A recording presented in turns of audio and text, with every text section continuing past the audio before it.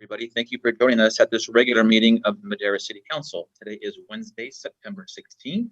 It's Mexican Independence Day. We'll talk about that a little bit more here shortly. The time is 6 p.m. and this meeting will be conducted pursuant to the provisions of the Governor's Executive Order, which suspends certain requirements of the Ralph N. Brown Act. City Council meeting will be live streamed on the city's website, and members of the public may participate in the meeting remotely through an electronic meeting via phone by dialing 669-900-6833 and enter ID number 986-2559-2704 pound, followed by *9 on your phone if you wish to speak, and then I will recognize you. Comments will also be accepted via email at citycouncilpubliccomment@madera.gov or by regular mail at 205 West 4th Street, Madera, California, 93637. If I can have our city clerk call roll, please. Mayor Magellan. Mayor Pro Tem Garcia. Here. Councilmember Gallegos. Councilmember Rodriguez. Here. Councilmember Montes. Here. Councilmember Robinson. Present. And Councilmember Hawley. Present. Thank you so much, Alicia. I appreciate that. We'll move into the invocation. We have with us this evening Pastor David Hawes. He is from the Well. And if you are able to stand, please do so. And I will now turn it over to Pastor Hawes for the invocation. All right. Thank you, Mayor. It's once again a privilege to be with you guys tonight. So let me pray for us. Jesus, we thank you so much for your example. When you walked here with us here on earth, that you did not come to be served, but to serve and to give your life as a ransom for many. So we just thank you for your example. You're the ultimate and best leader of all time, the one who would go first, not to be served, but to serve. And so I thank you for these men and these women that I see here on Zoom and who've dedicated their lives to serving this city. I know so many of them in their hearts not to rise to power, to be served, or for a need for significance, but instead they're in this position to serve the people and the citizens of this city. So I thank you for them. I pray that they would know and be reminded how much they're appreciated, how much we admire them and respect them, and are just so grateful for what they continue to do day in and day out for the benefit of this city. And so, Lord, we pray that Madera would continue to be a city where every single person has the equal opportunity and potential to thrive and to flourish under the leadership of these men and these women here in the city. So we love you. We trust you. We give all the decisions and conversations that need to be made tonight over to you. And it's in your name we pray. Amen. Amen. Thank you so much, Pastor Hawes. We appreciate those beautiful words. And if you'll remain standing, we will move into the Pledge of Allegiance led by Councilman Montes. I pledge allegiance to the flag of the United States of America and to the republic for which it stands, one nation under God, indivisible, with liberty and justice for all. Thanks again, Pastor Hawes and Councilman Montes for that. We will move into the approval of the agenda. Under our presentations this evening, we have one removal. Number 4, the Small Business Pandemic Grant Program. Mr. Khan has asked that we move this on to the next regularly scheduled meeting. I will now ask my colleagues if there's any other items that wish to be amended, changed, or removed on tonight's agenda. Seeing none, hearing none, I will ask for action on the agenda with that one change. Move to adopt the agenda as presented with the slight modification, Mr. Mayor. Second. Moved by Councilman Rodriguez and seconded by Councilman Robinson to approve the agenda with the removal of item number 4 under presentations. All those in favor signify by saying aye. Aye. Aye. Aye. Any opposed? That motion carries unanimously. Thank you very much for that. We will now move into public comment. In public comment, the first 15 minutes of the meeting are reserved for members of the public to address the council on items which are within the subject matter jurisdiction of the council. Speakers shall be limited to 3 minutes, and speakers will be asked, but are not required to, identify themselves and state the subject of their comments. If the subject is an item on the agenda, the The mayor has the option of asking the speaker to hold that comment until the item is called. Comments on items listed as a public hearing on the agenda should be held until the hearing is opened. Council is prohibited by law from taking any action on matters discussed that are not on the agenda, and no adverse conclusions should be drawn if the council does not respond to public comment at this time. I will ask our city clerk if we have received any public comment via email. Yes, Mayor, we received one public comment, and it's from Kimberly Bruce, resident of our community. And it reads, "Dear City Council members, city staff, and fellow residents, as the election season is coming up, I would like to draw your attention to Prop 16, which is about government preferences. The California Constitution says, A, the state shall not discriminate against or grant preferential treatment to any individual or group on the basis of race, sex, color, ethnicity, or national origin in the operation of public employment, public education, or public contracting. Proposition 16 will strike out and eliminate this language from the California Constitution. No substitute is provided. However, the summary being put forth to voters is this: allows diversity as a factor in public employment, in education, and contracting decisions. Legislative constitutional amendment. If diversity is the goal, according to the summary, why eliminate the Constitution that says you cannot benefit one race, gender over another? Why not propose a proposition that says it? If you specifically benefit one race, gender, or another, isn't that discrimination? Some people say that this proposition will hurt one or two races specifically because of their higher performances in college admissions, which I don't agree. In the long run, it hurts everyone, and it hurts our state because Prop 16 will eliminate equal opportunity and fair competition, which made California one of the most prosperous and diversified states in the whole country. Therefore, please take the time to read everything this year and be an informed voter. I also urge the City Council to take a position to oppose Prop 16. Prop 16 will legalize discrimination and waste tax money to fund the bureaucracy. Our city does not need it. California doesn't need it. Please read out my comments in the meeting. Thank you very much. Thank you, Alicia. Were there any other comments via email or otherwise? No other comments, Mayor. Thank you. With the attendees, I do not see anybody wishing to speak, so I'll close public comment and move on to our presentations. Once again, we have with us Ms. Sarah Boss from the Madera County Health Department, who will give us another update regarding COVID-19. Ms. Boss. Good evening. Thanks again for having me. We are progressing through the process of being able to move to a less restrictive tier and the blueprint for a safer economy that was released by the state. In order for us to move into the next tier, which would be red, we need to have a new daily case rate of less than 7 or less, and a percent positivity of 8% or less. And we need to have that for 2 consecutive weeks in order for us to actually move into the tier. Currently, we are at a case rate of 9.3 and a positivity rate of 9%.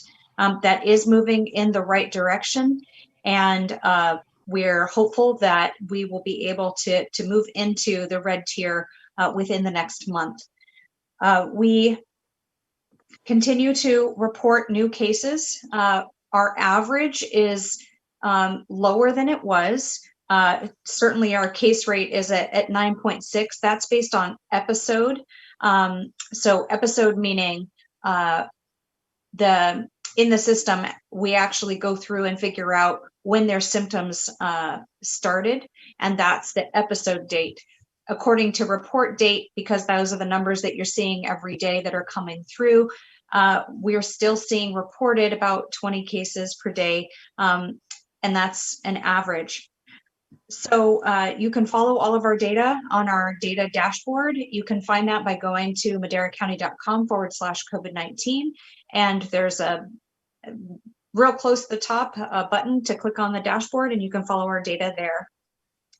Turning to some of the efforts that we have underway, is we certainly want to focus on the flu, as we discussed last time I was providing a presentation at the meeting. We now have a direct link website to flu vaccination clinics that we have available, And we're going to be adding more information to that web link as we work with partners and identify other opportunities for people to get a flu shot. That link is, again, maderacounty.com, but /flu. So we would appreciate folks sharing that link so that we are able to have increased access to flu shots for lots of individuals. With our data reducing, we have now met the criteria to be able to accept school waivers. And so we have communicated that with our private schools that have demonstrated interest up until this point, as well as all of the superintendents of the school districts. And so a waiver is only eligible for K through 6. And there is a process for that, but wanting to let everyone know that we are at a place that we can accept school waivers. So the process, of course, is submitting it to us. We look at that plan and make sure that it's complete and they've addressed all of the important issues, like how they're going to be doing testing, how they're going to disinfect, plans for isolation if someone has symptoms, those kinds of things. And then it goes up to California Department of Public Health for a final review. We are really putting forth a lot of effort to increase testing. So I remember Councilman Robinson making a comment in our last meeting with regards to the association of testing and our being able to open up our community and our businesses. And it's really important to understand that with the measures that have been put in place, it's both the cases, but it's also positivity rate. And positivity rate is really impacted by how much testing we have happening. So it's really important that we have a lot of people testing, both to identify where those cases are at, and then we can follow up with those individuals and slow the spread through contact tracing and safe isolation support. But it's also important for us to have surveillance, and our positivity rate is going to be high if we're only testing people who have symptoms. So we really encourage lots of people to get tested so that it's accurately representing our positivity rate. And that's only going to help us be able to continue to slow the spread as well as meet the criteria for the next tier. It's important for people to know that testing is not like it used to be in two major ways. Many people have seen a video where someone, had a test that was done and the swab was put way back in the throat. And that looked very uncomfortable and scared some people. The test now is mostly self-administered. Sometimes it's others who are doing it for you, but many times it's people doing it themselves. And it's very similar in terms of the feeling as cleaning out your ear with a Q-tip. It's a swab, it's inserted into the nose this way, and you just go to the place where you touch the tissue and then you twist it. And it's very easy, it's fast, and the results now are coming on an average of 3-day turnaround. So we're not in the same place as we were a few months back where tests were taking a really long time and it just didn't seem worthwhile. Now it's easy and we're getting tests really quickly. So it's effective and we encourage people to go and get tested. Along those lines, we have several opportunities in the next couple days with large test sites that have been made available through Cal OES. So tomorrow we have testing happening at our Health and Human Services campus, where Public Health and Social Services is located. That's happening all day from 8 a.m. to 4 p.m. And then we also have 2 tests locations happening in the evenings, one tomorrow and the other on Friday. Tomorrow will be at La Esperanza Market from 4 p.m. to 8 p.m. And on Friday, we'll be at Dollar Tree next to Rancho San Miguel from 4 p.m. to 8 p.m. So we encourage everyone to share that information so that in particular, the 2 locations at La Esperanza and at Dollar Tree, we're really wanting our Latino community and our ag working community to access testing. We know that there are a lot of real challenges for that community in being able to safely isolate. due to carpooling and crowded housing situations. And so we really want to be able to provide testing to those folks. And we also do have hotels for people to be able to isolate safely. And so please encourage everyone to go and get tested. We also want to highlight again the website that we have available that helps people isolate quickly as soon as they have symptoms. So even if they haven't had a test yet, they can still slow the spread by going to valleycovidhelp.com. And then there's a Spanish version. You can click between the Spanish and English, no matter which one you go to, but the URL for Spanish is ayudadelvallecovid.com. So that's what I have for all of you this evening, and I'm happy to answer questions. Thank you very much, Sarah. We appreciate that information. Any questions of Ms. Boss regarding her information or her report? Does not seem like it, Sarah. We know things are fluid and changing, but again, we always appreciate you being here with us and keeping us informed, and not just on our meeting nights, but every day. Again, our thanks and appreciation to you and your team at the Health Department. Thank you. Have a good evening. You too. Moving on to the next presentation, proclamation number 2, recognizing Jaswant Singh Cholera Day. What makes Madera so special, I believe, is our diversity. And as my colleagues know and staff and people in the community, we've recognized a number of people from different ethnic backgrounds and from different countries here in our community. Our sister city is from Taiwan.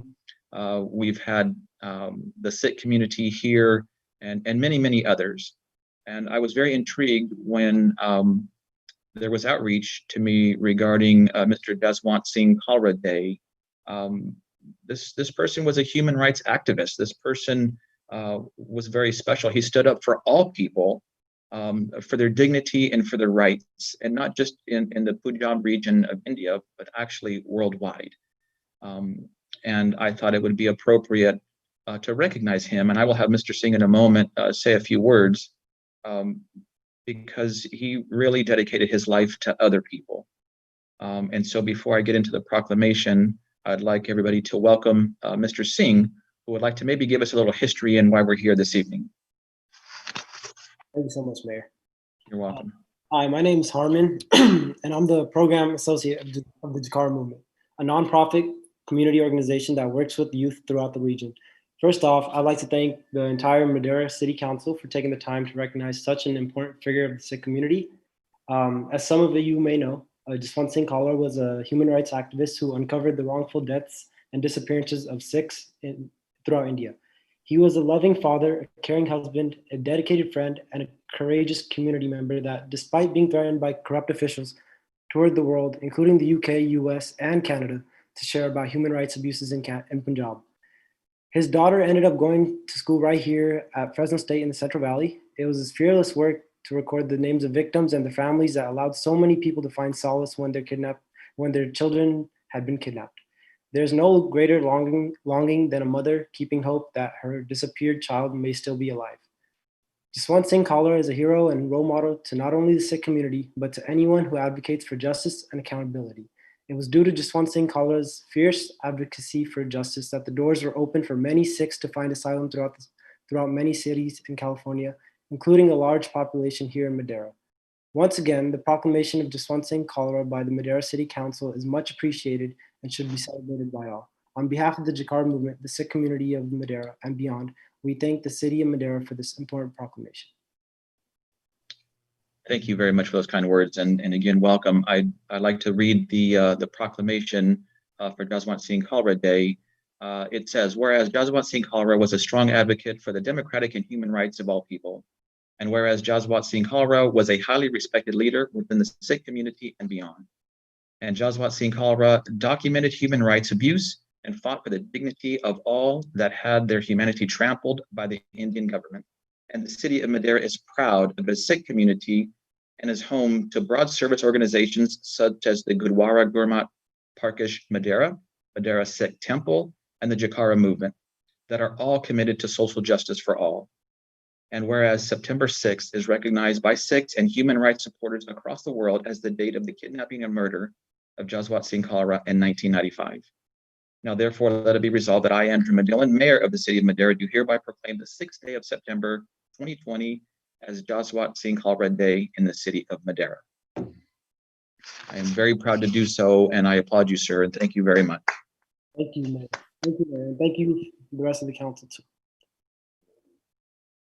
In touch soon. Moving on to our third proclamation this evening, and this is the 210th anniversary of the independence of Mexico. As I mentioned before, I believe we have somebody trying to get on here with us shortly from the Consul of Mexico. But as I mentioned earlier, what makes Madera so special is our diversity.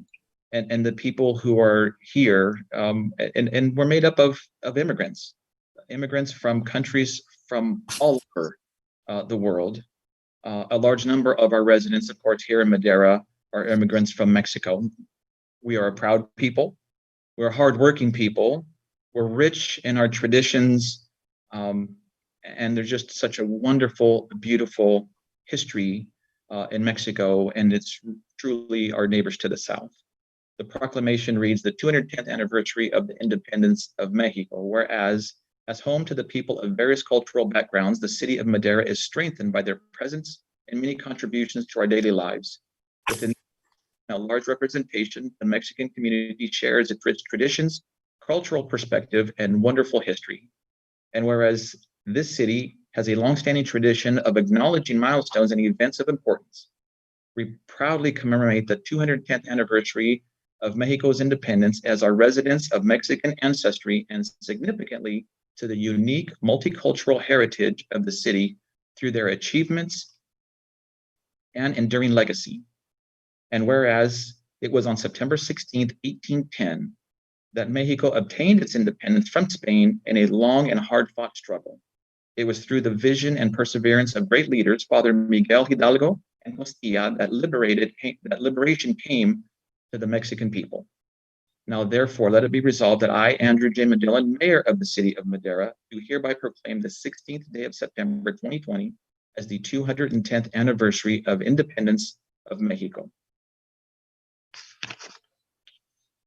Do we have Ms. Carrillo with us yet? Has she joined us, Alicia?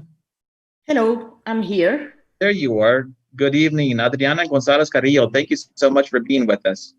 Thank you, Mayor, for allowing me to be with you and your council to say some few words. Of course, please go right ahead. Thank you.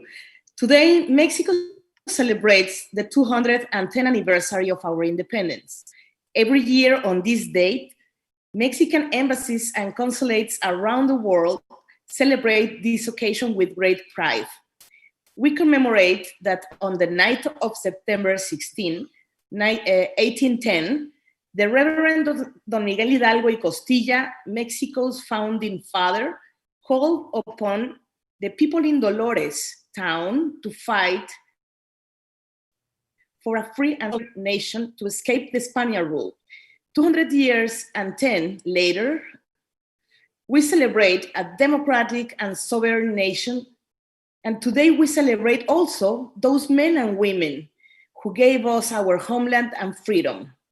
We celebrate our culture and traditions, but also we celebrate the friendship between Mexico and the United States, especially Mexico and Madera City.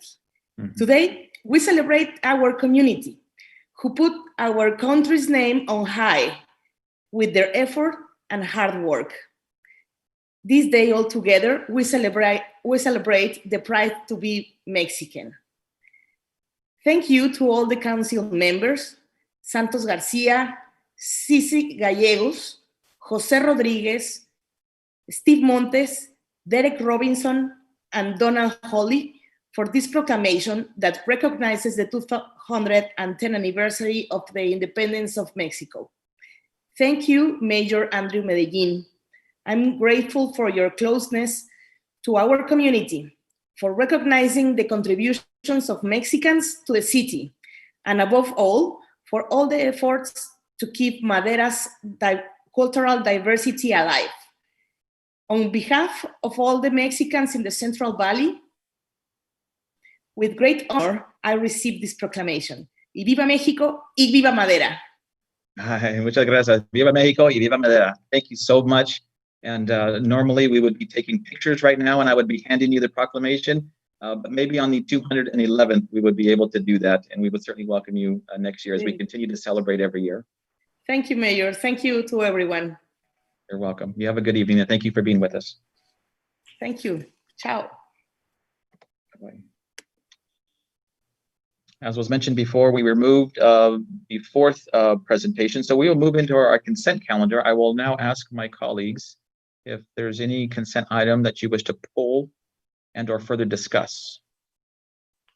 Councilman Montes.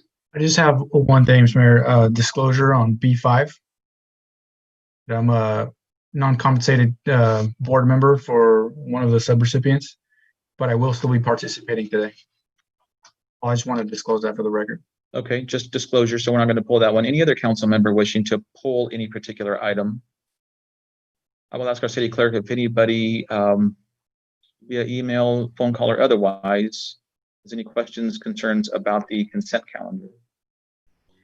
And Mayor, just to clarify, if there are any other council members that may have an interest to disclose, this is a time to do that, especially regarding B5.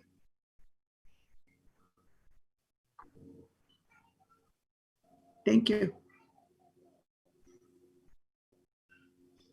I'm sorry, Alicia, was there no other requests from the public regarding the consent calendar? No, Mayor. Thank you very much. So thank you, Councilman Montes, for that disclosure. With that, I will call for action on the consent calendar.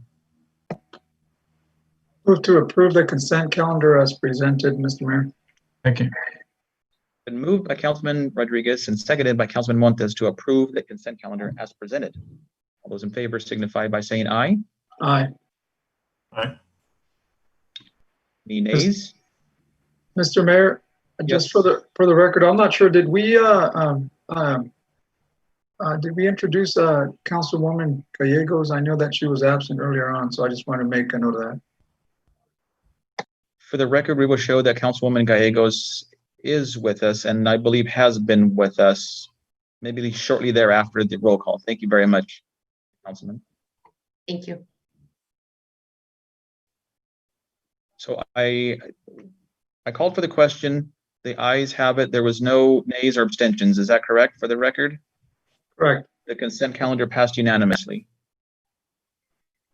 There are no public hearings this evening, so we will move into section B, petitions, bids, resolutions, ordinances, and agreements. And item D1, this is a project authorization agreement with Aviation Managing Consulting Group, AMCG as they're known, for co-pilot our CAT 2 program. I believe Mr. Foss will be giving this presentation. Thank you, Mayor, members of council. I'm going to share my screen real quick. Okay, I'm going to go ahead and power through like you guys can see it all. So if somebody can't see it, please let me know. So as the mayor said, this is going to be a resolution we're looking to reach with Aviation Management Consulting Group, AMCG. So you guys have probably recall hearing about them to some degree. We've been bringing a couple of things that they've been working on to us or for us to council. So they're basically, they provide airport consultation across the United States. They're based out of Colorado, and they have 20 years of experience. And we've been working with them, started working with them in April of this year. We signed with the CAT 1 program shortly thereafter in May, and I'll go into what that is a little bit. And so far, we've had excellent service from them, which is very important to us. We started at the base level to see kind of how it worked out, and I have been very, very impressed with their level of professionalism and their service that they've been providing to us. At the CAT 1, we were paying $250 a month, which provides 60 minutes of service. So not a whole lot of time, and they are just a consultation firm. They do other things as well, but those things you have to pay for. Those are additional fees. For just the consultation, it was 60 minutes a month. And I put a little note underneath that, well, we have exceeded that every month, and we exceeded it by a decent margin every month. And every single month they worked with us to not charge us over on that, which I thought was also very professional of them as we were kind of growing with them through the process. The CAT 2 program it doubles it. So it provides 120 minutes of airport management support. Now that we've been with them a little bit of time and we've had some growth and we're getting some of those questions answered, I think 120 minutes will be more than adequate for what we'll be using them for. The additional support will be at $225, or I'm sorry, the additional support on top of what we're going to use through the CAT 2 program is at $225 per hour. So some of those additional support projects, what those are going to be is a lease agreements, which we've brought to you before, and I'll probably be bringing you in the future. Rate studies, airport research projects. So say in the future, we're looking at extending a runway or something. Anything they do on top of just the airport management support, there is an additional fee. So if you do see this name again coming forward and you say, hey, wait, I thought we already signed this contract with them, this is for your very basic level of consultation support. Anything additional will be additional fees. So here's just a graph showing where we're at now at $250 for 60 minutes, and we're doubling that to 120 minutes for $490 per month. And then we're asking to extend the contract all the way till November of 2021. So what we've utilized them for already, here's just a number of things that we've used just in the last couple of months. Runway maintenance questions. This doesn't seem like a big deal. And like when I came over to Public Works, that doesn't seem like a big deal. It's a cement slab. What's the questions for that? There's a lot to it. When you're putting planes up and down asphalt, there's a lot of maintenance questions that comes with it, including the proper lighting you need for it, the proper paint you need on it, the proper equipment you need to clean it, small rocks, what they can do to airplanes. It's just quite devastating, and how you can avoid those things. The maintenance of the runway we were doing an excellent job, but there was just some tips that we could do to make it even better. Use of airport for other activities. So our airport's becoming quite a popular place. We're looking at the Porsche Club. We're not looking at, we've actually agreed to the Porsche Club using them periodically. Some other groups have wanted to use them on the weekends. There is a lot of rules around that's structured through the FAA. And we needed a consultation group that was able to quickly and readily answer those questions so that we're not delaying people that are asking if they can use our airport for other means. Assistance in contacting FAA personnel. So one thing I learned rather quick is when you want to get a hold of somebody with the federal government, you can't just pick up a phone and call and Google it. It's all about who you know. And they have been very helpful in, hey, this is the person you want to talk to. This is their contact information. This is who you reach out to.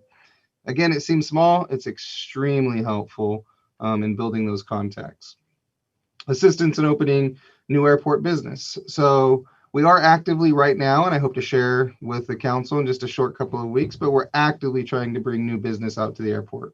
We're succeeding in that, and we're seeing some growth in that. And they have helped us a lot, tremendously. One of the first calls I do when somebody's interested in coming out there is call AMCG and say, hey, this is what we're looking at. What are some of the hurdles we're going to need? What are some of the questions that I need to ask that maybe I'm unaware of? And they've been very helpful in that. And then the final one is through the fence agreements. So what this is if you have a company that's, say, off the airport property, but wants access to the airport for their business, that's called through the fence agreement. They're quite complicated to some degree, and there's a lot of steps you have to go through. It's not hard per se, but it is a lot involved with it. So they've been able to help us with that and set us up with the appropriate contacts through the FAA to get those through the fence agreements worked through. One of the council would probably be aware of is, I'm going to mispronounce his last name. He's going to be angry with me, but Steve right there on the entrance to the airport, he has a through the fence agreement. I saw you unmuted, Mayor, and I know you could answer it for me. That's Steve Seguspie. Thank you. So he has a through the fence agreement there with his hangar, and that's one that we want to, if we're going to continue it, questions that need to be asked and answered. So upcoming projects, a lot of them are the same from the projects that we've already continued, but the biggest ones is the FAA related material. They've been exceptionally helpful again on that, and I think they continue to do that. We're going to continue to use them to bring business to the Madera Municipal Airport. We're going to continue using for maintenance and improvements of the airport. I have some ideas at the airport that we'd like to accomplish, and they're going to help us, I think, tremendously in that. And then contact support for future and current clients. They've been very good at even finding people that are interested in our airport. So already we're seeing a lot of activity from some of the local airports, specifically Fresno, where they have a lot of contacts that are actually coming our way because they're hearing about, everybody's calling it a gem, but it is kind of one of those hidden secrets that nobody really knows. We have a large airport that's very well maintained right next to Fresno that I think is better. It's easier to get onto. It's not going to be as crowded. I'm right next door. So our recommendation is to adopt a resolution approving the agreement with the AMCG for the CAT 2 program, which is airport management support. And is there any questions? Thank you, Mr. Foss. Any questions from council regarding item D1? I don't have the full screen yet. I don't see anybody's hand raised. I'll ask our city clerk if there has been any written comments regarding item D1. No, Mayor, no public comment. Thank you. I'm sorry, Councilman Hawley, did you have a question or comment? No, I did, sir. Seeing none, hearing none, I will bring it to council for action. So move to approve.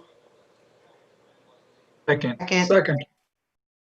It's been moved in 4 seconds. I didn't hear who the first one was. I'll let Alicia take her pick. Moved by Councilman Hawley and seconded by Councilman Montes to approve item D1.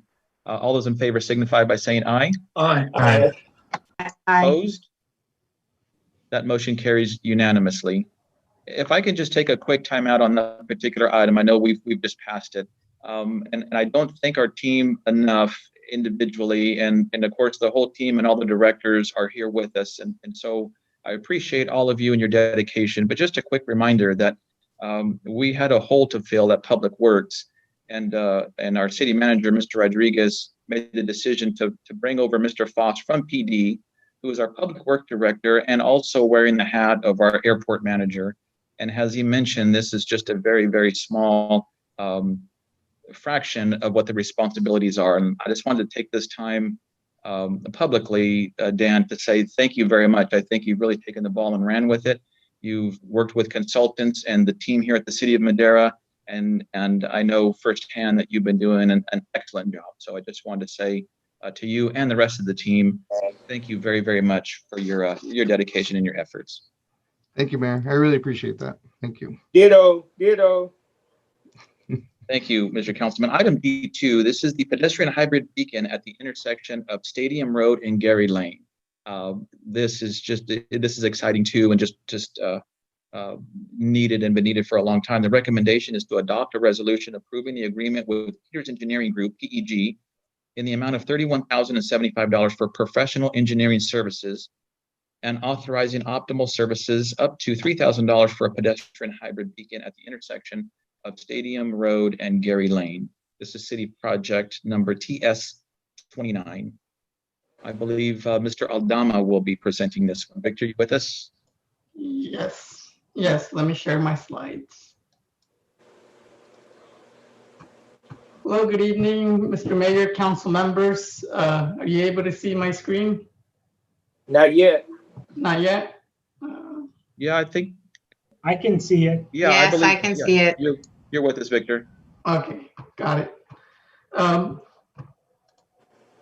Let's see, I'm trying to get a hold of, oh, there you go. Now I see. The reason I'm here tonight is to present item D2 for approval of the agreement with Peters Engineering Group for the design services for the pedestrian hybrid beacon at the intersection of Stadium Road and Gary Lane, also known as city project number TS29. So just a quick brief background about the project. The green dot you see on the image represents the location for the proposed pedestrian hybrid beacon right adjacent to Alpha Elementary School. The intersection currently experiences heavy traffic volumes from multiple schools with similar schedules. As you can see along Stadium Road, there's 4 schools between Pecan Avenue all the way down to Olive Avenue.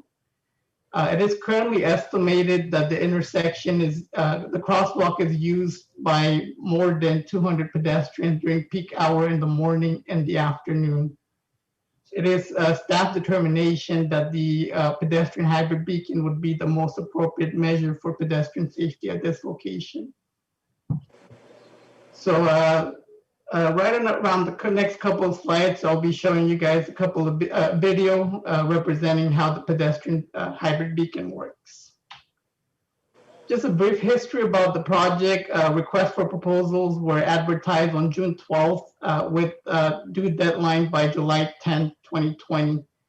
There were 2 interested firms that submitted proposals. The proposals were reviewed by 3-member selection committee from the engineering department based on qualification, experience, organization's understanding of the project, approach to the project, manpower, fee proposal, proposed schedule of work, and completeness of the response to the request for proposals. Peters Engineering Group was ranked first among the 2 submitted proposals. So here comes the fun part. I'll be showing you the video on how the pedestrian hybrid beacon works, also known as a hawk signal. The pedestrian hybrid beacon, also known as the hawk signal, normally shows dark indications to vehicular traffic and a solid hand indication signifying don't walk to pedestrians. Once the pedestrian pushes the crosswalk button, the hawk wakes up by displaying flashing yellow to vehicular traffic. It then goes to solid yellow, which, similar to a normal traffic signal, means the signal is about to turn red. The pedestrian continues to see the don't walk signal. After the hawk turns solid red, the pedestrian signal changes to walk. Using caution, the pedestrian may now legally begin crossing.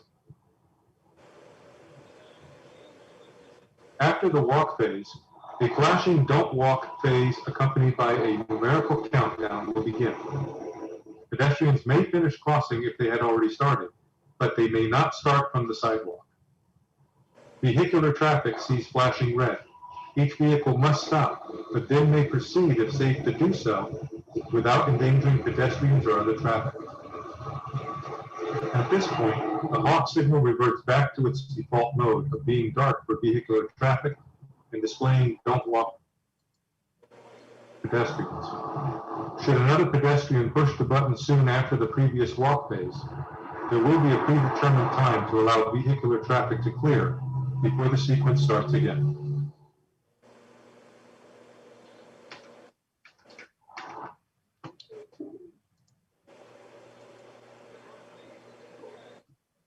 Trying to move on to the next slide, but for some reason my computer is not letting me. Hold on real quick. There we go.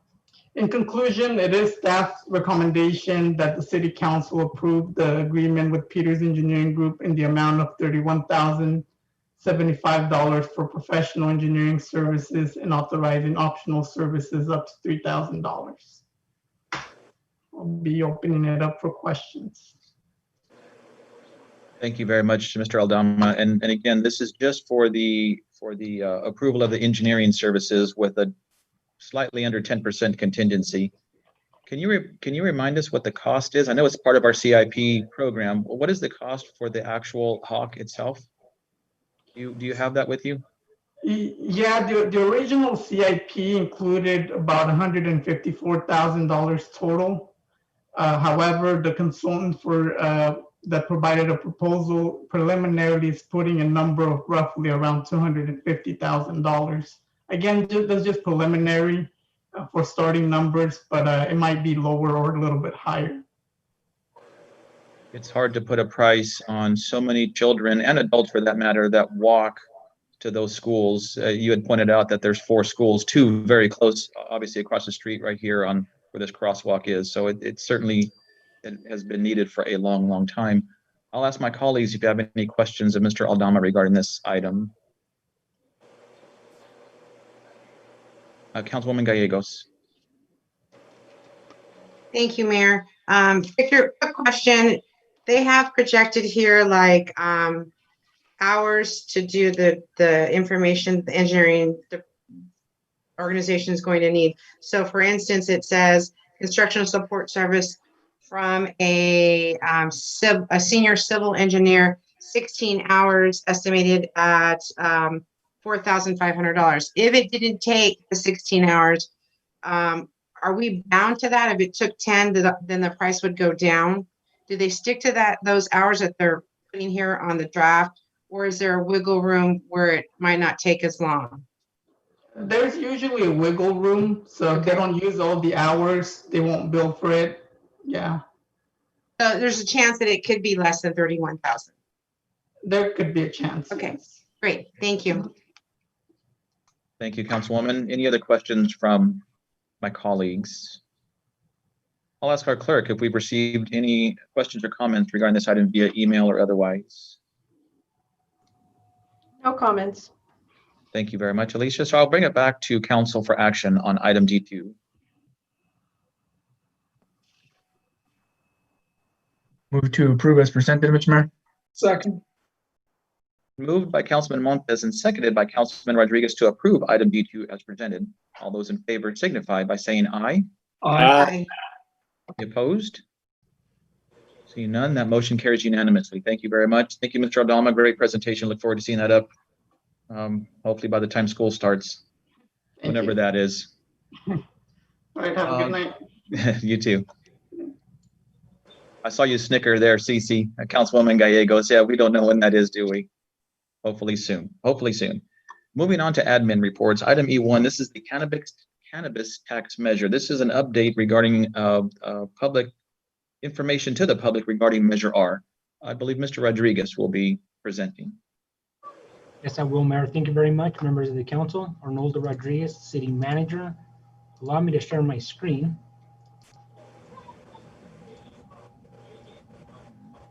So the first item this evening, which is item E1, is an update on the cannabis tax measure, which is commonly referred to as Measure R.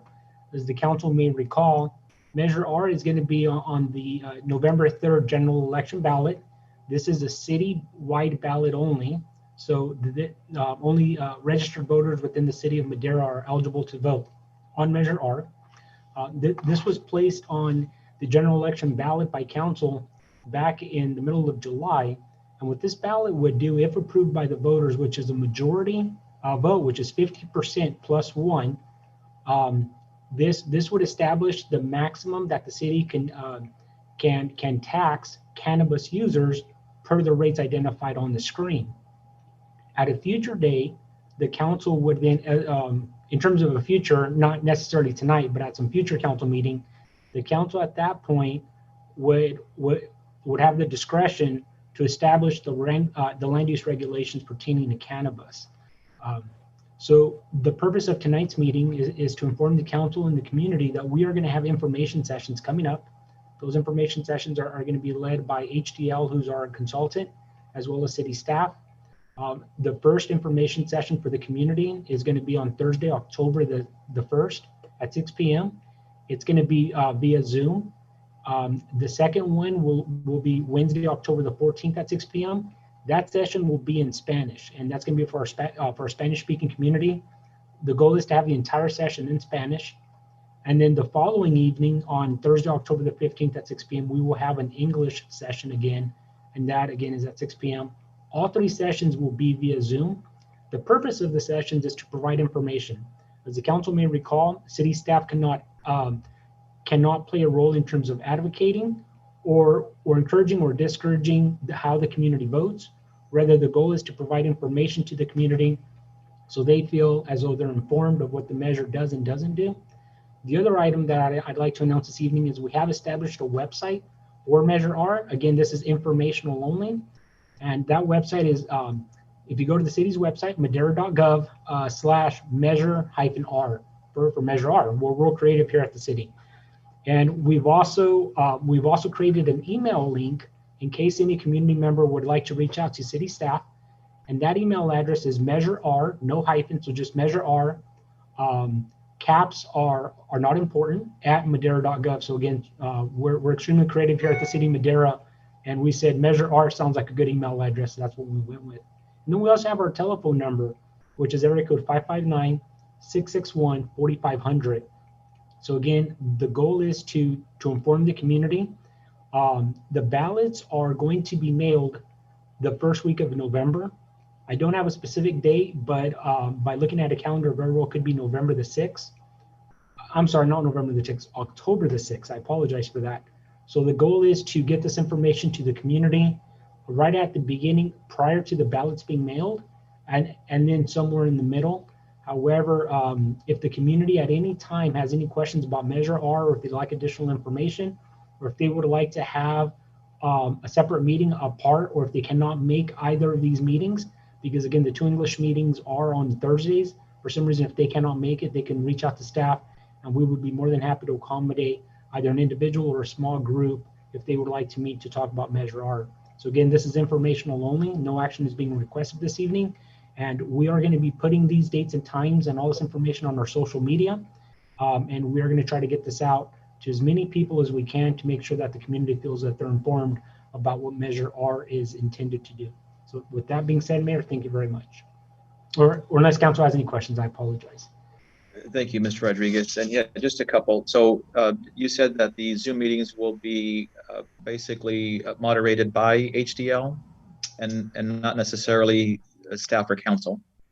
Correct. So city staff will be at the meetings. However, the goal is to have HDL present the information. They're the subject matter experts, and the goal is to have them present it. And if there's any questions, either staff will be available or HDL will be available as well. So the goal is, again, just to make sure that the community has a really good understanding of what Measure R is intended to do, and what a yes vote means and what a no vote means. Great. And it's not an agendized meeting for the council per se, but council is allowed, all of us, we are allowed to participate in that particular meeting. Is that right, Hilda? You are allowed to be present. If that is the intent of a majority of the council, then the meeting needs to be agendized as a special meeting. And I would strongly caution council members from making comments and which could be viewed as urging approval of the measure, as we've discussed before. Which was kind of taking me into my next thing, my next question. Understanding that staff or any city employees cannot advocate one way or the other, council members are also bound by that same limitation? That is correct, Mayor. In the setting we're talking about, where the city is sponsoring the event, that is correct. Now, there could be a private entity or individuals separate that could have other kinds of campaigns or meetings, and you could certainly say, I'm in support of Measure R for the following reasons, and I urge you to vote for it. But you would not be able to do this in the setting that Mr. Rodriguez has identified. Great. I just wanted to make sure we made that clear. And then one last thing before I call upon Councilman Rodriguez. As the community reaches out, whether on an individual basis to Mr. Rodriguez or Ms. Montoy, or just in general through the avenues that we've supplied, we will be able to answer their questions as long as it's more of just a fact-based Q&A, not necessarily the opinion, right? We will continue that outreach and be able to answer those questions. That is correct. And what some cities have done in the past, they've created FAQs that are also posted. What is Measure R? What will Measure R do? When will it go into effect? Is there a way, if it doesn't pass, what happens? And those kinds of questions can be part of the website that Mr. Rodriguez has discussed. That would be fantastic. That's a great idea and suggestion that you're doing. I think it would save a lot of time. Councilman Rodriguez. Yes, thank you, Mayor. And thank you, Hilda, for answering the first part of my question. So if the council decided to put a special meeting on this workshop, you would still be refrained from making comments, so correct? Because you are, again, you are, as people would see as part of the city, maybe influencing and what have you.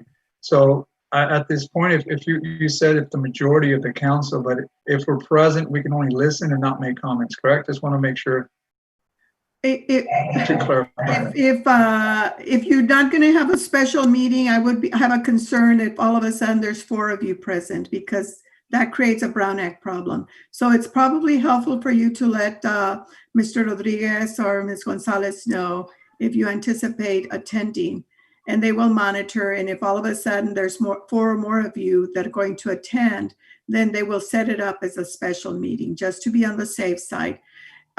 If you do attend, if you feel you can answer the question in a neutral, objective way that is not encouraging or discouraging someone to vote for the measure, it is permissible for you to speak.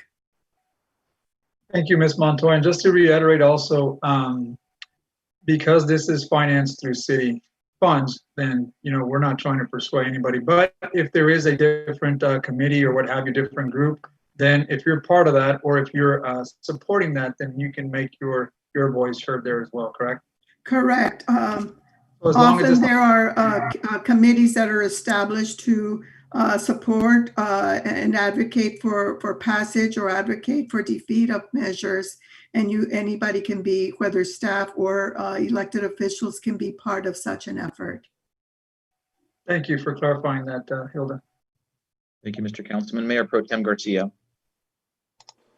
Yes, thank you, Mayor. I believe that we should take a moment to decide if 4 or more of us are going to be attending this meeting, and that would call for a special meeting. So I plan to attend myself, and I need to know whether or not 3 or more are going to be able to attend or want to attend to discuss this very important issue, so that we can call for a special meeting and be within the rules and regulations. I don't mind doing that, Mayor Pro Tem. I'm just going to confirm with our city attorney. The item before us is an update on information. Is that something that we can do this evening with some sort of? Calling a special meeting is permissible. Letting the clerk know that you will be attending 1 or more of the meetings is permissible. You can do that now, or you can do it after the meeting. Thank you. Any other comments or questions? Yeah, I have one. Holly. Yeah, I thought to me, sounds like if the council are attending these meetings, that's an influence to the public on which way they're leading their constituents. When this came about, it was said that council had no influence on these meetings whatsoever. Just because you sat in a group and a group is going to be there, that still means if you have a council member there that's going to have part of a group, that shows that that group is also, or that councilman is also supporting this item. So when we first talked about this, that left us that council would have no influence whatsoever. Now we're changing it because some of the council members want to be present. So I think we're changing this spring by asking, call a special meeting. That's influencing the voters on who's supporting it and why. Someone could certainly perceive it that way. Obviously, that's a majority of the council has voted to place this measure on the ballot. So it's already known that a majority of the council supports it. Knowing that a council member supports it in and of itself does not cross the line to advocacy. But if you're at the meeting and you have signs and you start saying we have to get more revenue, we must pass this measure, then you're crossing the line. I don't see it that way. Councilman Rodriguez. I'm sorry, Mr. Councilman, please continue. If they're present, that's the influence to the constituents that they're supporting this item. They can, to me, being present, calling a special meeting is swaying the voters one way or the other. So I think we changing what we started out for this to happen. Now we're changing it in the middle of the screen.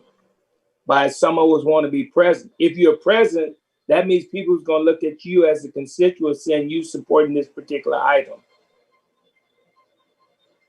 I'm done. Thank you, Mr. Councilman. Councilman Rodriguez. Yes, thank you, Member Don. I just wanted to point out that this council did vote 5-2 to have this on the ballot. And I think, I'm not sure if Councilmember Holly meant to say if you have a group. I think that's in a different setting, Councilmember Holly. If you wanted to be present at a different workshop that was not sponsored by the city, then you can do so and do that on your own dollar. But I think with the city, anyone that's with the city council and a special meeting can be perceived as trying to influence that. And I think the legal counsel certainly pointed that out. But it is known that this council did vote 5-2, and I think it's only fair that we also listen into what the community is saying. I think our constituents want to know that we know, or we at least want to know what the constituents are saying, and we want to be able to voice their opinions as well. Now, that being said, I think legal counsel said it best. You can certainly do that in a different setting, but not at this setting where you want to comment and have a discussion that sways any side of the measure. So I just wanted to make sure we're clear on that, because the other setting was at a whole different venue that's not a special meeting. And I'm certainly in favor of attending, again, being on the back end and just listening to what the constituents are saying. Thank you, Mr. Councilman, for your comment. Councilman Robinson has a question. Well, I've been listening to a constituency, and a lot of them are against it. And I agree with Donald Holly that we should have no part, no influence whatsoever at those meetings. Thank you. Thank you, Mr. Councilman. Any further comments or questions? Yes, Councilwoman Gallegos. I think it's important that we also hear what the community is saying. I think what Hilda's trying to say, and Hilda, correct me if I'm wrong, is that if there's more than 3 of us that are listening and not saying anything, or if we are saying something, that's when it would have to be considered a special meeting if there was more than 3. Correct. And there's 2 meetings, so maybe Alicia can just email and double back that some of us are on the first meeting if you want to listen, and some of us could be at that second meeting if you want to listen. Just a thought. I think it's fair. And I think what we're really trying to establish here is information for the community, not necessarily for or against.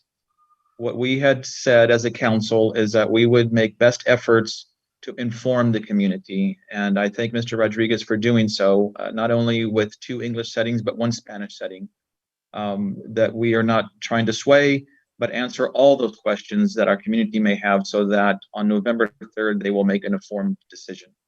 And that's what we're trying to accomplish here. So we'll just keep that in mind. Alicia, any comments via email or phone call or otherwise on this particular item? No, Mayor. Thank you. Councilman Robinson. That's why the city is using taxpayer money to pay that for that service for that company to answer the question. So why do councilmen need to be there? They don't have to. I think we're just determining who can and who can't, and our city attorney has made it very clear that in this particular setting is not the right venue for us as elected officials to express our personal views. But we certainly within our right to do so at a different setting. In this particular case, I think it would be wise for no more than 3 to show up. And it sounds like we already have 2 with Mayor Pro Tem Garcia and Councilman Rodriguez already saying that they will attend. So if a 3rd person would like to come forward and tell us now, if not, contact our city clerk. And then they will inform us of who those 3 people are. We will then have a Spanish one and then another outreach in English after that. The dates were set and will be on our website according to Mr. Rodriguez. Any other questions or comments? Thank you. This is just an update, so there's no action taken. Thank you again, Mr. Rodriguez, for having that outreach. to our community. And that is all that up on our website now, or it's going to be up soon, or when we anticipate? It's on our website currently, Mayor. So, Okay. and the email address it's active now, and the website is up right now. So that information is all on the website, as is other information related to Measure R. As additional information comes about, the goal is to share it all on that website, and we will be active on that website for the community.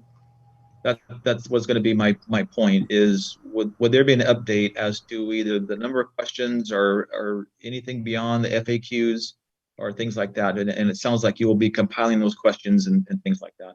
Mayor Pro Tem, thank you very much. Mayor Pro Tem Garcia. So just to be clear, if between now and the first meeting, if a city council member has not requested to attend or notified to attend, then will they be told at some point they cannot attend because we didn't call a special meeting? Well, how does that work? I think that would be the fair thing to do. You don't want to have to cancel the meeting where there's members of the public present and 2 or 3, and then a 4th one shows up that never told the city clerk that he or she was going to attend. Yes. You're on mute. I got that. So to answer the question, by when would they have to notify that they would wish to participate and join in the workshop before the meeting? By what date? I'm sorry, Mayor Pro Tem. I don't want to cut you off. I just want to make this real simple. We already have 2 people participating. Is there a 3rd person who wishes to participate on that first day? It doesn't seem like. Oh, okay. Yes, Councilman Montes. I would probably most likely be willing to or wanting to participate, or not participate, but attend. You will attend the meeting via Zoom. Councilwoman Gallegos. I think we're all professionals here as elected officials and can monitor ourselves, just like we have Madera Unified had this big, huge meeting. And once we saw there was more than 3 of us, and it was Mr. Councilman Oliver that says, "Oop, I better go. There's more than 3 of us." And that's kind of what we just need to monitor ourselves. So you get on Zoom and you see that there's 3, then you need to probably exit yourself. Right. That's a good point, and that's something that we should do regardless. It's understanding and abiding by the Brown Act. I just thought we would just save ourselves a lot of time and steps and just kind of determine right now that this is where we are. So if for some reason a council member cannot show up of the 3 that have committed, let our city clerk know, and then they will send out some sort of information. Okay, anything else regarding this update on cannabis? Great, thank you all for your comments. Moving on to item D2, this is discussion on status and action taken on measures regarding COVID-19. Mr. Rodriguez. Thank you, Mayor. The item before you, similar to the previous item, is an informational item to provide both the council and the community with an update about some of the city's efforts to try to mitigate COVID-19. So in partnership with Cal OES, we were recently informed that Cal OES is making PPE available free of charge to local jurisdictions so that it may distribute that to local businesses. And the PPE includes hand sanitizer, masks, as well as face shields.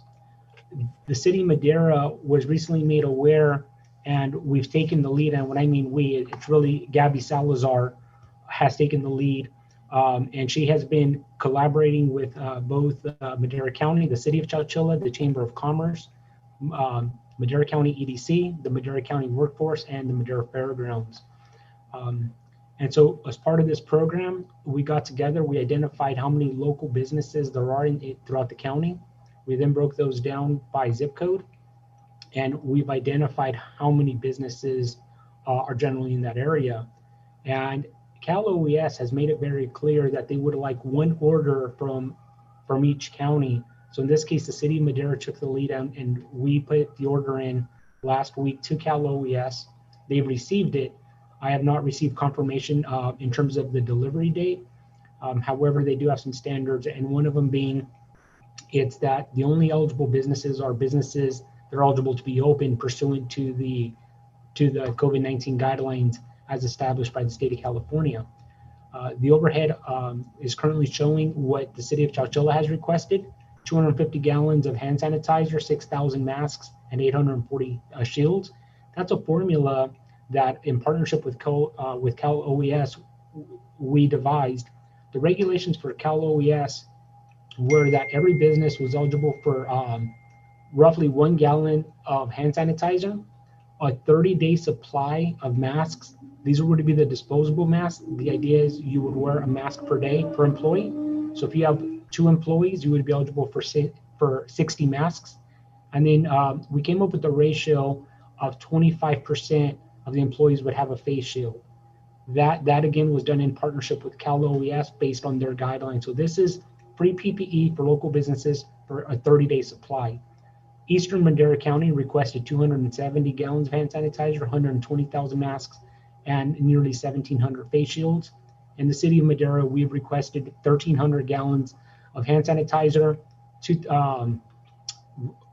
in excess of 250,000 face masks, and 25,000 face shields. The next step is Cal OES is going to deliver these for the city of Madera. Tom Mitchell of Madera County Fairgrounds has graciously offered his facility. They're going to be bringing these on semi-trailers. We would unload them using a forklift. We would store them there. At that point, we would identify eligible businesses, and they would be able to go in and pick it up free of charge. We have not reached out to all of the businesses. When we were initially told, we understood that we had a little more time to submit it, and we were going to begin to reach out to businesses. Last Thursday evening, we received an email saying that we had to have our order in by Friday, the following day at 5 p.m. And so we had about 24 hours. Even though we had some meetings prior to that, we were still working on the number of businesses, the number of masks, and based on a couple of different models that we came up with, again, in partnership with our partner agencies, we came up with the formula that we felt reflected the needs of our county, and that they were accurate. And so with that, you will begin to hear a lot of promotion about free PPE for local businesses, and this is the program. And again, this is at no cost to the city, sans staff time, and then we'll also be requesting volunteers to assist us hand it out or to distribute it. So with that, I'll turn it back over to council. I have a question. Yes, Mr. Yes, Councilman. Yeah, what business are we talking about? Just downtown or all the ones on throughout the whole city? This would be all businesses in the entire city that are permitted to be open. So any business, regardless of location, would be eligible. Okay, thank you. Any other questions of Mr. Rodriguez?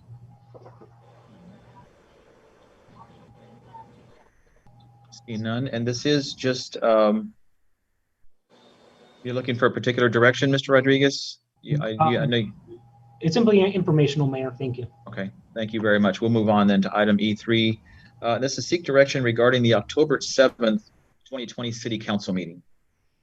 Thank you, Mayor. So as opposed to the 2 previous items where it was informational, on this item, we are seeking some direction from council. Council may recall prior to COVID-19 being what it is, this was back in January, we had suggested, we being staff, suggested that council or postpone the October 7th City Council meeting. The reason being is the League of California Cities holds its annual conference in Long Beach, October the 7th, 8th, and 9th. And so because it did conflict with the City Council meeting, we felt it best that we simply postpone the meeting or cancel the meeting to allow council members an opportunity to attend the conference without having that conflict. However, due to the COVID-19 pandemic, the League of California Cities has indicated that their conference is going to be held online. And so staff is seeking direction from council if council would like to reestablish Wednesday, October the 7th as a normal council meeting date. However, with that being said, upon realizing that our first meeting in November happens to fall on election day, we reached out to a lot of other cities, and those cities have indicated that that if their meeting, if the regularly city council meeting falls on an election day, they typically cancel that meeting or they postpone it.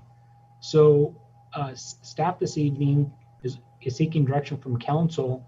And in terms of recommendations, staff would recommend that we reschedule or that we re-add October the 7th as a regular meeting, and that we cancel the first meeting in November, the November the 4th meeting. I'm sorry, I'm Mr. sorry. I'm sorry, Mr. Rodriguez. It's Yeah. when, you know what, I was confused. Yeah, I was going to say it's Tuesday the 3rd. Yeah, the election's on Tuesday, not on, yeah. Yeah, no, Yeah, it is. it is on Wednesdays. Yeah, it is the 4th, but it's on Wednesdays. And you know what? I'm a little embarrassed to say that, so I apologize. No, that's quite all right. That's all right. Yes, so ignore that last item. We can do that. I was so excited to meet on a Tuesday and on a Wednesday that I confused myself. That's okay. So I do apologize for that. And now I'm just going to take it off because I'm embarrassed. Well, and I will say this, in your world, Mr. Rodriguez, every day is a Monday and you work every day 16-hour days. So they all flow together, and I can certainly see the confusion. Yeah. Always work to be done every day. You know, I obviously really enjoy city council meetings, and I really enjoy having them several times a week. Okay, so I just decided, I do apologize for that. I'm a little embarrassed. Both that being said, Don't worry about it. But going back to the October meeting, your recommendation is to put the October 7th back on the agenda, which I would certainly recommend we do so. There's so many things that we still have to do and approve and conduct business. Yes. And I'm going to assume that we'll have a fairly decent agenda that evening. You know, I'm absolutely not confident at this point. Tomorrow morning, staff will be getting together to establish an agenda. So tomorrow we'll have a much better idea. Okay. But just based on historic practices, I would imagine that we would have a regular city council meeting. Well, at least at this point, for item E3, that we do agree to put it back on the schedule, and to be determined with what that agenda would look like. Any comments from council regarding that action? Doesn't seem like it. Mayor, just ask for a motion to either keep it off or put it back on. Okay, thank you very much for that, Hilda. Councilman Rodriguez? Yes, Member Dillon. So in going back to the recommendation of adding October 7th as the regular meeting, I know that our city manager had considered removing the November 3rd meeting. I think that's what he meant. Is that still something that was contemplated, city manager? And I asked that only because if you're adding a new meeting, is there a need for us to remove the meeting in November, or can we keep that meeting as proposed? I would recommend keeping that meeting for the meantime. However, if the city council would like to postpone it, then that's absolutely not a problem, and staff will adjust its schedule. You know, but it's completely up to the city council. Okay, thank you. Good question. Thank you, Mr. Councilman. I'd like to make a motion. We keep the October 7th meeting and the November 4th meeting. Second. It's been moved by Councilman Hawley and seconded by Councilman Rodriguez to. So we're approving only E3, correct? And if I have to rescind that, we have E3 before us, and that's adding October 7th as a regular meeting. That's correct. November 4th was never really an issue. Before I call for the question, I want to ask our city clerk if there's been any communication questions regarding this particular item. No, Mayor, none received. Thank you. If there's no further comments or questions, no attendee wishing to speak, all those in favor to approve item E3 indicate by saying aye. Aye. Aye. Any opposed? That motion carries unanimously. And be thankful, because if it was up to Mr. Rodriguez, I think we would be meeting 2 or 3 times a week, every week. Maybe in time, who knows? Council member reports. This portion of the meeting is reserved for the mayor and council members to make brief reports on committees, boards, and other public agencies and other public events. I'll ask Councilman Robinson for his council member report. Nothing to report. Thank you. Thank you. Councilwoman Gallegos. Nothing to report. Thank you. Mayor Pro Tem Garcia. Yes, I would like to give our chief, Lawson, an opportunity to speak on the continuing efforts by our safety officers to contribute our time and efforts with the fires that are going on. I don't see Chief Watson, or else I would also give him the time. But if someone would from the fire department would like to speak on that, I would certainly like an update. Thank you. So, Mayor, if I may start off, so Chief Watson is on the call right now. However, he had notified me that he could have been on a call with the state, so I'm not sure if he can join us at this time.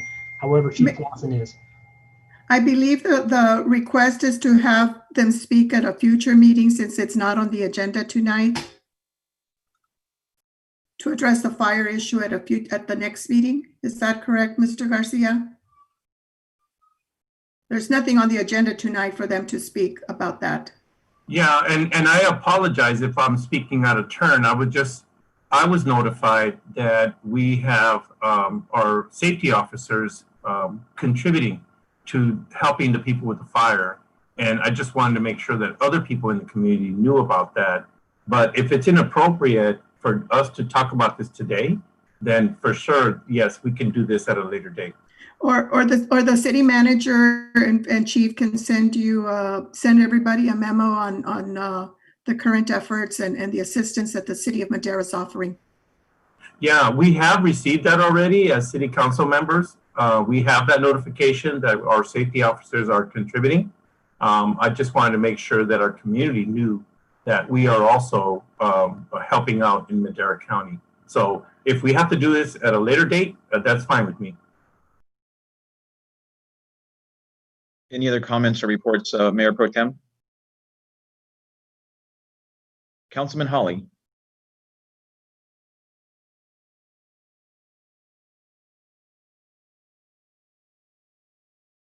Nothing to report, Mayor. Thank you. Councilman Rodriguez. Yes, thank you, Mayor Mendola. And I too wanted to echo the sentiments of Council Member Garcia with respects to the peace officers and firefighters that are out there helping with the fires that are plaguing California, but more importantly in the east side of Madera County. Just hopefully they stay safe. And thank you again.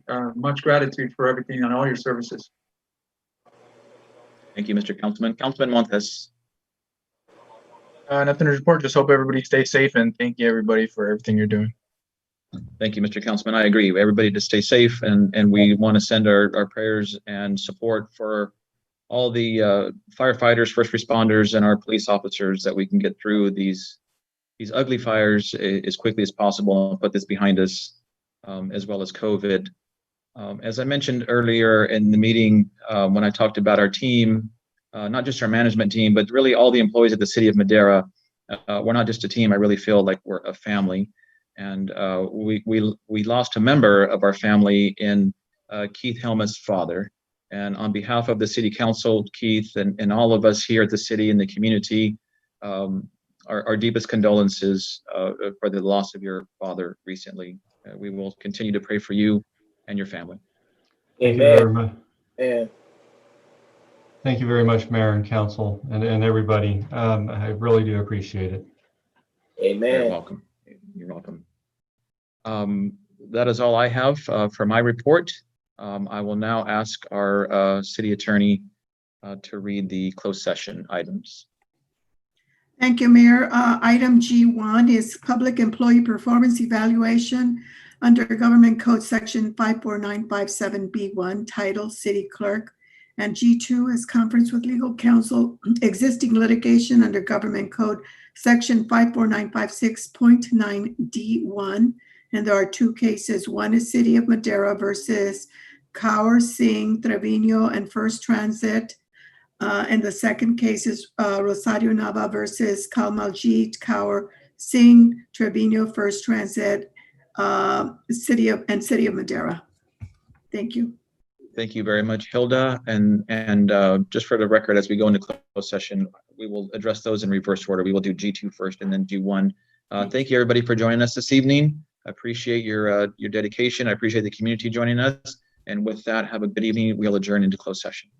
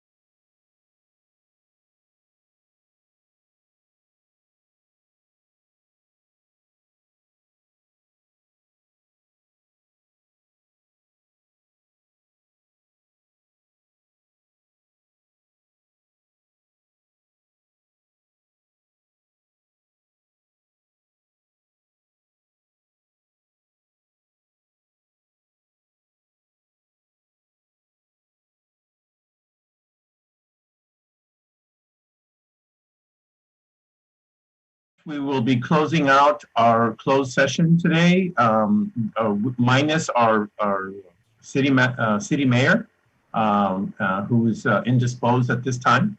And there is no reportable action, so we'll be closing the meeting. Hi there.